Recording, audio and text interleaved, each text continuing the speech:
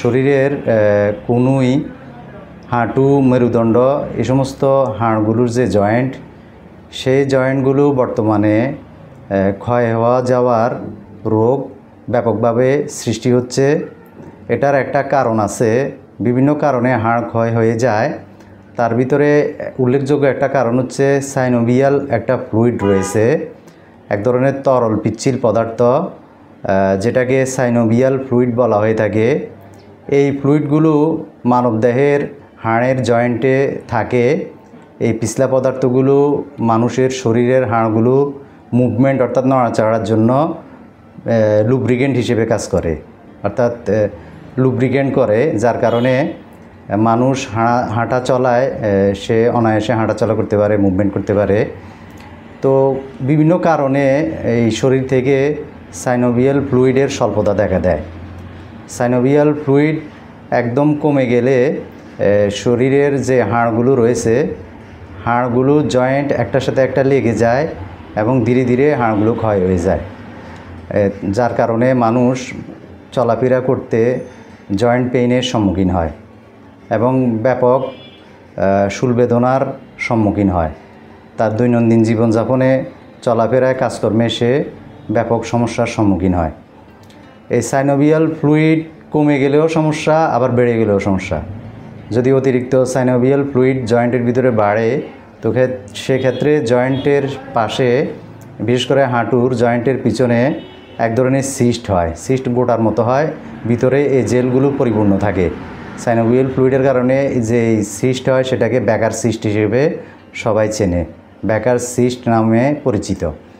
তো এই সাইনোভিয়াল ফ্লুইডের স্বল্পতা এবং অধিক ব্যাপকতা, এগুলোকে কন্ট্রোলে রাখতে হলে আপনাকে দৈনন্দিন জীবনে ভিটামিনের চাহিদা ঠিকমতো পূরণ করতে হবে, অর্থাৎ পর্যাপ্ত ভিটামিন শরীরে যাতে পায় সে ধরনের খাবার গ্রহণ করতে হবে। জীবনযাপনের ক্ষেত্রে সুশৃঙ্খল হতে হবে, ঝুঁকিপূর্ণ কাজকর্মগুলো ত্যাগ করতে হবে এবং খাবার গুণ ঠিক রাখতে হবে।